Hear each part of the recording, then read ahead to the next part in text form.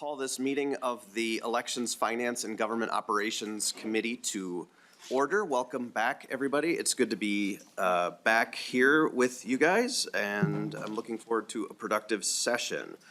There's some new procedures in place. I've been given a sheet that I'm just supposed to highlight here at the beginning of the hearing. So if I sound stilted and formal, it is because I am reading from a script, but I will read it. Welcome to the Minnesota House of Representatives. We appreciate your interest and participation in the legislative process. To ensure everyone can view, hear, and understand today's proceedings, we ask for your cooperation in maintaining decorum and civility throughout this hearing. For the safety, security, and comfort of all attendees, please note the following guidelines. I, the committee chair, maintain control of these proceedings and establish the following expectations. Signs and placards are not permitted in the hearing room. Verbal outbursts, shouting, or disruptive behavior will not be tolerated. Applause or other audible demonstrations are not allowed. For safety reasons, standing or sitting in walkways and aisles or standing or obstructing at your chair is prohibited. If you require any accommodation, please speak with our sergeant staff. They are identified by gold ties. Troopers and house security personnel are present to ensure everyone's safety. Those providing testimony will be given specific time limits which must be strictly observed. If you receive an entrance ticket, please retain it as it may be required for re-entry if you leave the hearing room. Failure to comply with these guidelines may result in the removal from the hearing room. Our goal is to conduct these proceedings efficiently while ensuring everyone the opportunity to observe and participate appropriately. Thank you for your cooperation and participation in the legislative process. Okay, with that out of the way, we have the minutes of our April 9th hearing before us. Would anybody like to move approval of the minutes? Vice Chair Lee. Well, I note a quorum and I move approval of the minutes. Okay, good job noting a quorum. I forgot to do that. My bad. Co-Vice Chair Lee has moved approval of the minutes from the April 9th, 2025 hearing. Is there any discussion to the minutes? Okay, seeing none, all those in favor, please say aye. Aye. Opposed, say nay. Okay, the minutes are approved. We do have a couple new staff I just wanted to identify here. I don't think we have any new members, but we have a new DFL researcher, Joe Scouten, wearing the mask there. Did you want to shout anything or? Okay. Co-Chair Quam, I think do you have a new CLA you wanted to? Okay. Joseph is our new CLA for our site. Freehouse, that's a good name. So I like the name too. I like the name too, Joseph. Yes, I do too. That is my son's name also. So you're like one syllable off almost from my son's name. So kudos to you. And then I think we have a new page also, and one returning page. So, yep. Thanks for being back. So, and yeah, Lydia, our page. So thank you both for being here. We could not do this without you.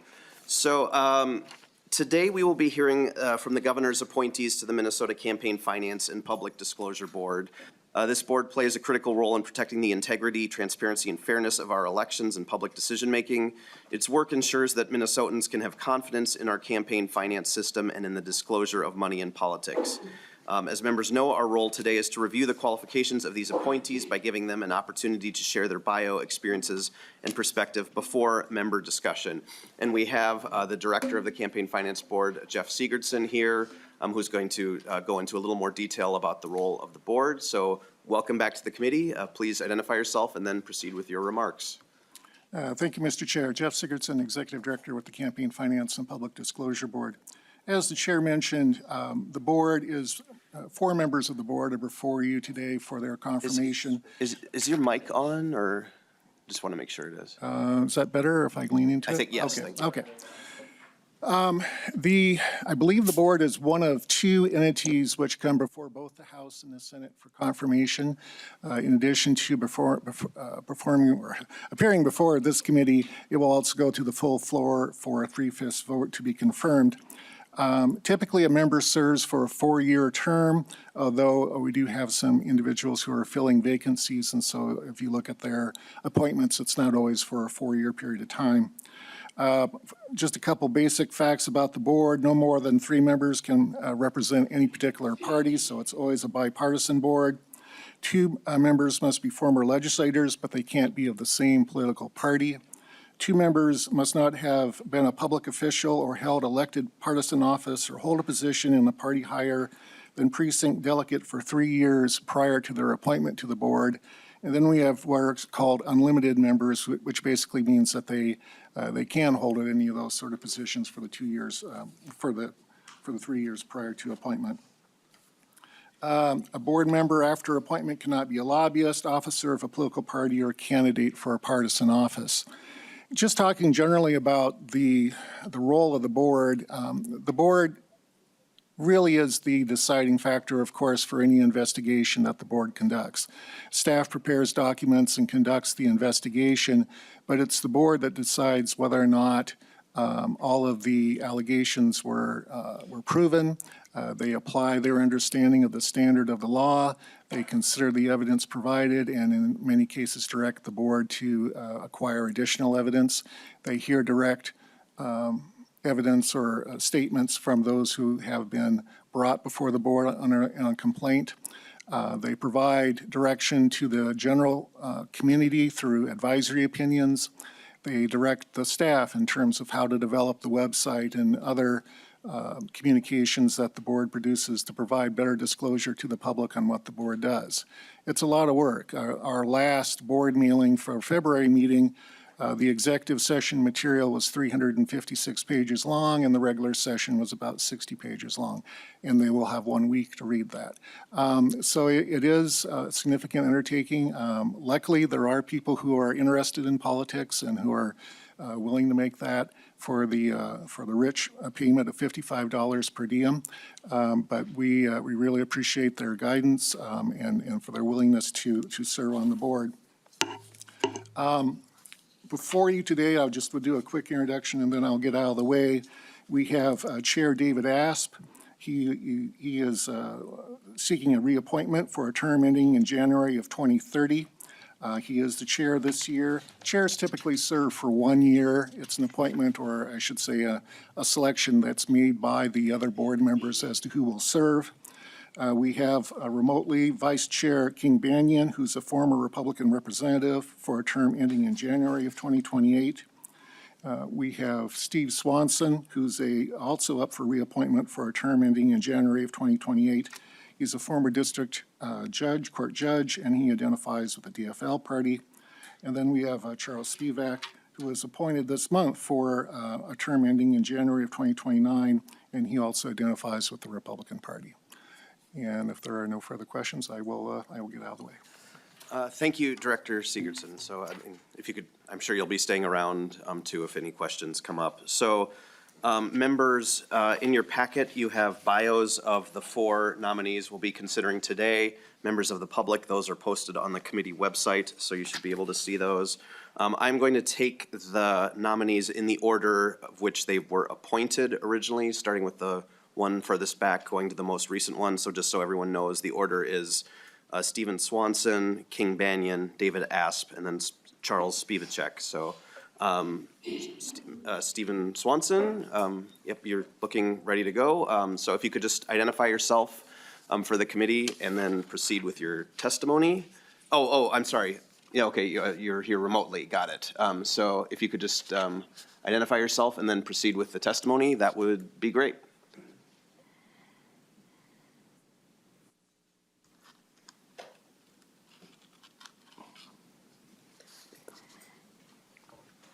Thank you, Mr. Chair. And Mr. Chair, Mr. Co-Chair, and members of the Election, Finance, and Government Operations Committee, good afternoon. My name is Stephen Swanson, and I am privileged to appear before you this afternoon. Thank you for the opportunity, and thank you for allowing me to appear virtually. My background is that of a lawyer and a judge. My wife and I moved to Minneapolis in 1971, and I joined Minneapolis Legal Aid, which later became Mid-Minnesota legal aid. I worked there for about 18 years and was part of the Legal Services Advocacy Project from its inception in the late 70s. I was a full-time lobbyist at the Capitol for about 10 years. In 1989, I was appointed as a judge at Hennepin County District Court and worked as a judge and a senior judge for about 20 years. During that time, and taking a leave of absence, I had the great good fortune to serve as an international judge on the court of Bosnia and Herzegovina. After I retired from the bench, I worked in USAID rule of law projects in Afghanistan, Lebanon, and Kosovo. More recently, I've worked as a temporary administrative law judge, a half-time housing lawyer with the Volunteer Lawyers Network, and a volunteer lawyer with the Advocates for Human Rights in immigration cases. Presently, I am working on the implementation of a large bankruptcy court trust established to compensate Boy Scouts who have suffered sexual abuse as a result of their scouting activities. I'm part of a team that interviews Boy Scouts that have claims that are called into question for one reason or another. I'm also one of 6 arbitrators on the Bureau of Mediation Services Peace Offers Grievance Arbitration roster. I have been a DFL-aligned member of the Campaign Finance and Public Disclosure Board since July of 2017 and wish to continue in that position. I have great respect for the work that Jeff Sigurdson and his team do to assist volunteer treasurers, public officials, campaign committees, and lobbyists to comply with reporting and disclosure requirements of the law. The staff's efforts and also the commitment of the regulated community guarantee a high degree of transparency in the electoral and lobbying process for the citizens of this state. I also want to thank you and all the members of the legislature for your active support and interest in the activities of the board. It is a privilege for me to have the opportunity to work closely with the other 5 board members to resolve complaints and to guide the efforts of the agency. Lastly, I want to thank Governor Walz for his expression of continued confidence in me by reappointing me to the board. Thank you, Mr. Chair and members of the committee. I ask for your support. I'd be happy to respond to any questions. Thank you, Judge Swanson. Members, is there any discussion or any questions?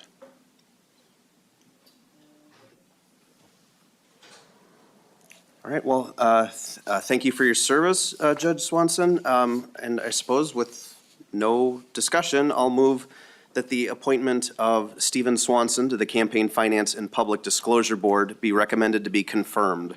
All those in favor, please say aye. Aye. Opposed? Opposed, say nay. Okay, didn't hear any nays there. So the appointment is confirmed. So congratulations, Judge Swanson. So next we have King Banaian. Welcome to the committee. Please identify yourself for the record and proceed with your testimony. Thank you, Chair Freiberg. Greetings also to Chair Swam and members of the committee. Thank you for the opportunity to appear before you today. My name is King Banaian. I'm honored to be considered for appointment and confirmation to the Campaign Finance and Public Disclosure Board. I currently serve as the Director of the Center for Policy Research and Community Engagement at St. Cloud State University. I'm a longtime member of the Faculty of Economics here at the university. But in my current role, I work at the intersection of applied policy research and the university's broader responsibility to engage and support the communities that we serve. Our center partners with local governments and organizations throughout the region, providing analysis that helps inform public decisions and strengthens the connection between the university and central Minnesota. Earlier in my career, I had the privilege of serving in the Minnesota House of Representatives. During that time, I served alongside Chair Quam, and I deeply valued the bipartisan commitment many of us had to practical problem solving and good governance. That legislative experience provided me with firsthand understanding of how campaign finance laws affect candidates, organizations, and the public's trust in our democratic institutions. My academic work also directly intersects with the mission of the board. Very early in my career, around 1990, I co-authored a peer-reviewed paper published in Economic Inquiry examining campaign spending and electoral outcomes. That research helped shape my longstanding interest in transparency, fairness, and the incentives that shape political behavior. Those issues are foundational to the work of this board, and they remain relevant today. What I hope to bring to the board is a combination of legislative experience, analytical expertise, and a strong commitment to integrity and public service. I understand the importance of ensuring that Minnesota's campaign finance system is fair, transparent, and accessible, and I view the board's role as essential to maintaining public confidence across the political spectrum. If confirmed, I intend to carry these responsibilities with impartiality, respect for the statutory framework, and a commitment to serving the people of Minnesota. Thank you again for your time and consideration. I look forward to answering your questions. Thank you for your testimony, former Representative Banaian. I'm sorry our service in the Minnesota House did not overlap, but look forward to the discussion. Is there any discussion or questions? Co-Chair Quam. Thank you, Mr. Chair, and I thank Mr. Banaian for admitting he was associated with me, and I don't want any of the members to hold that against him. Good to see you again. Good to see you as well. Thank you. Representative McDonald. Thank you, Mr. Chair. Yeah, King Banaian, I suppose it was wise that you didn't mention that you and I served because you wanted the votes. Or neglect, in that case, vote no. But King Banaian, you were a great colleague, and we came in together, and it was an asset to our political leadership here and our caucus and the state of Minnesota. So thank you. Mr. Banaian, any response to that praise? Mr. Chairman, Representative McDonald, thank you. I knew you were on the committee. For some reason, I had forgotten to put you in my notes, though, and so I ask your forgiveness and will not blame you if you vote against me. Thank you. Any further discussion? Okay, well then, with no further discussion, I'll move that the appointment of King Banaian to the Campaign Finance and Public Disclosure Board be recommended to be confirmed. All those in favor, say aye. Aye. Aye. Opposed, say nay. Okay, once again, no audible nays, so congratulations, King Banaian, you are I guess, you made it through this committee. Okay, third on the list, I have David Asp. Welcome to the committee. Please identify yourself and then proceed with your testimony. Thank you very much, Mr. Chair. I'm David Asp. I am seeking reappointment to the board. I was first appointed in 2022. Professionally, I'm an attorney. I'm a partner at Lockridge Grindal now in Minneapolis, where I've practiced for more than 20 years, mostly in the area of healthcare law and litigation.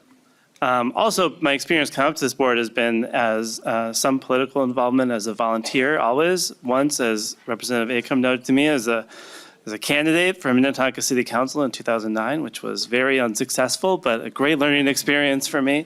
And one thing it did instill in me is an understanding of how hard it is to run for anything in a local community, and how all campaigns rely on volunteers heavily and other people to help them out. And so those were experiences that I brought with me when I was appointed to the board 4 years ago initially. And I have been really honored and privileged to serve on the board and to be part of the institution of the board, which plays a really important role in elections in the state. Part of that role is working with those volunteers and candidates and people who are just trying to figure out what they have to do to comply.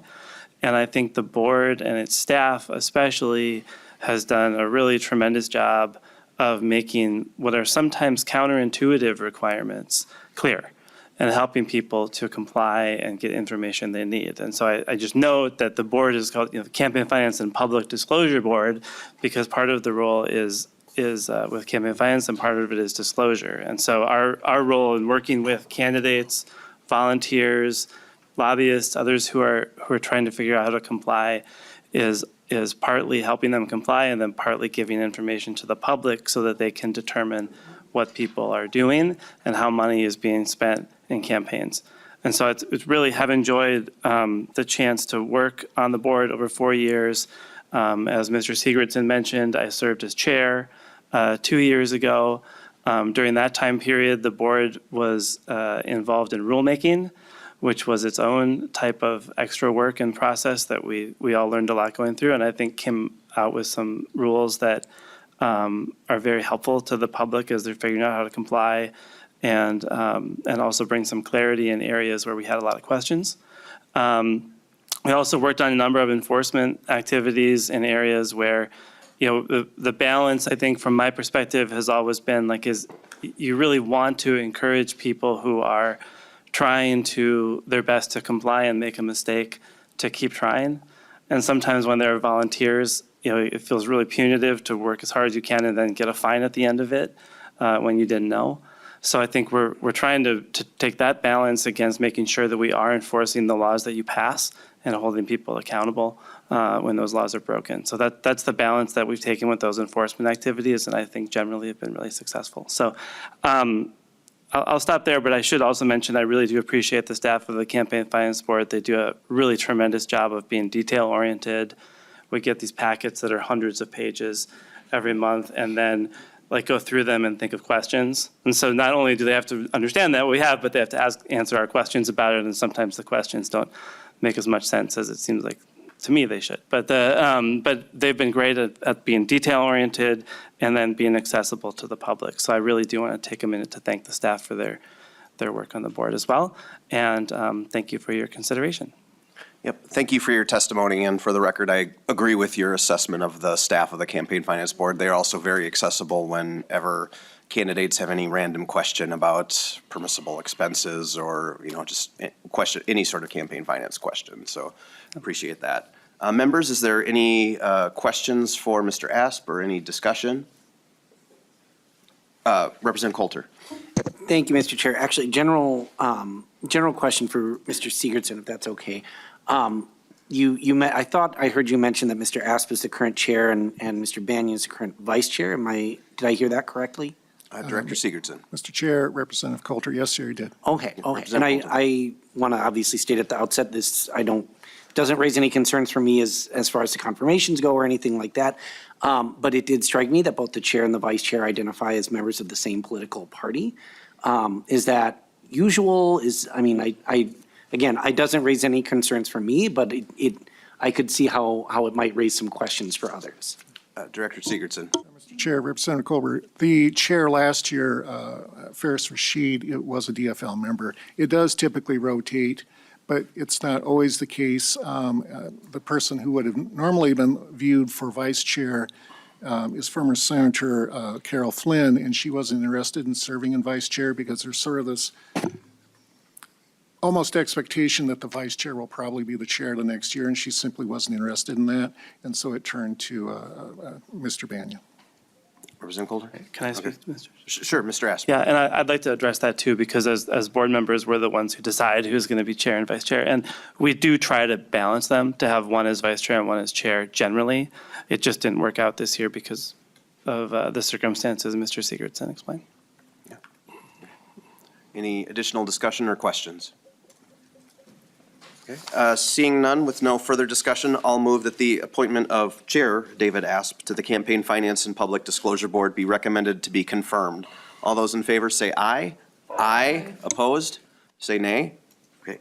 Congratulations, you've made it through this committee, Chair Asp. So, and finally, last but not least, we have Charles Spevacek. We say it's Spevak, Spevak? not at all the way it's spelled. Okay, my apologies. Mr. Spevak. Yeah. Thank you, Mr. Chairman, members of the committee. I'm humbled to be here today. A little bit about myself. I grew up in Indiana, went to school there, moved to Minnesota 46 years ago to join the Maringer Law Firm. I'm an attorney and have been with the same firm for the entire 46 years. When I started, I was the 26th person on the letterhead. I'm now the first, which only means that I'm the oldest. And we've grown from a single office in Minnesota with 26 lawyers to offices in 6 states. My practice is litigation. I'm a litigator. My clientele is principally insurance companies. I'd be happy to regale you with stories of the types of cases that we handle, but my wife tells me I tell too many war stories, so I won't. I will disclose that some of the bigger cases we're working on right now involves that great Minnesota corporation, 3M Corporation. We are litigating with them concerning their availability for insurance coverage for their forever chemical exposure. That case is pending in Ramsey County right now. We're one of many insurers that are involved in that case. And I'm also involved litigating against 3M on behalf of one of their many insurers on their exposure for their combat earplug exposure. We're litigating that in state court in Delaware at the moment. I've been involved in politics in Minnesota, but always in the background, mostly on the financial side. I have an interest in politics. I identify with the Republican Party, but I have not always exclusively supported Republican candidates. This is not a position that I lobbied for or applied for. I received a call from Greta Johnson from the governor's office, sort of out of the blue, saying that my name had been recommended to the governor as someone on the other side of the aisle that the governor thought might be a good appointee to this board. Being a skinny little kid from nowhere, Indiana, to have anyone in the governor's office call you was incredibly humbling. But before I jumped out and said yes, I did some research as to what the Campaign Finance and Public Disclosure Board did. And there's the first phrase in the first line of its mission statement that resonated with me. The mission statement says that we are to promote public confidence in state government decision-making. And that means a lot. And so it struck me that this was a board that was doing absolutely worthwhile work and something that I would like to devote my energy and talents to. I will tell you that I'm a hard worker. I'm a logical, linear thinker. I'm a great believer that if the legislature sets rules, that everyone is supposed to follow them. And that's what I will attempt to try to do as a member of the board. Finally, and this is somewhat personal, state of Minnesota has been very good to me. It's provided me with opportunities I could never have dreamt of as a kid growing up in Kokomo, Indiana. And I feel as if I haven't always done enough to give back to the people of the state. When this call came from Ms. Johnson asking me to serve on this board, and after I did my research and realized that it was an honorable endeavor, I felt it gave me an opportunity to give something back to the people of the state of Minnesota. So I would very much appreciate your consideration of my candidacy, and if you have any questions of me, I'd be happy to answer them. Thank you. Thank you, Mr. Spevacek. Is there any discussion or questions for Mr. Spevacek? Okay, well, seeing none, thank you for your service on the board, and with no further discussion, I'll move that the appointment of Charles Spevacek to the Campaign Finance and Public Disclosure Board be recommended to be confirmed. All those in favor say aye. Aye. Those opposed say nay. Okay, congratulations, you've made it through the committee as well. Members, I wasn't sure how long 4 appointees to the Campaign Finance Board would take of committee time. This is all that was on the agenda. Co-Chair Quam, did you have any remarks prior to next week or anything you would like to inform the committee of? Not at this time, because I think we're still looking at the bills or getting numbers and that. But it's nice that the people can see a quick and efficient committee action. And I thank the chair for the brevity.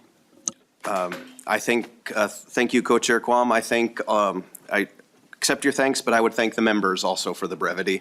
Representative McDonald. Yeah, Mr. Chair, since we have some time, I won't have a soliloquy of words, but I just want to thank the members for volunteering and stepping up to the plate. This is, as you know, very important. And I hope that anybody has watching, if they have watched or going to watch, the importance of the Campaign Finance Board and keeping us elected officials or candidates on track and within the law is very important. This is ending my 16th year here in the legislature and almost probably at least once a week, there's a campaign finance question that our treasurer has, that I have, and I've always found them to be very helpful to make sure that no mistakes are made to hurt the integrity of this office that I serve in the district that I serve. So with that said, thank you to the two on the Zoom and to you, gentlemen, and we wish you all the best. And we'll vote next, Mr. Chair, on the House floor, is that correct? Yes, thank you, Representative McDonald. I was going to mention that. It is possible this will be one of the earlier items we see on the House floor, and the brevity of the committee discussion, I think, would probably only make that more likely. So stay tuned, but I do think this is something we could probably expect to see very soon on the House floor also. Very good. Thanks, Mr. Chair. It's evident that we do indeed work well together, don't we? Yes, thank you. All right, any other member questions or comments? Well, seeing none, this is a model. We are a model of efficiency on the Elections, Finance, and Government Operations Committee, and this committee is adjourned.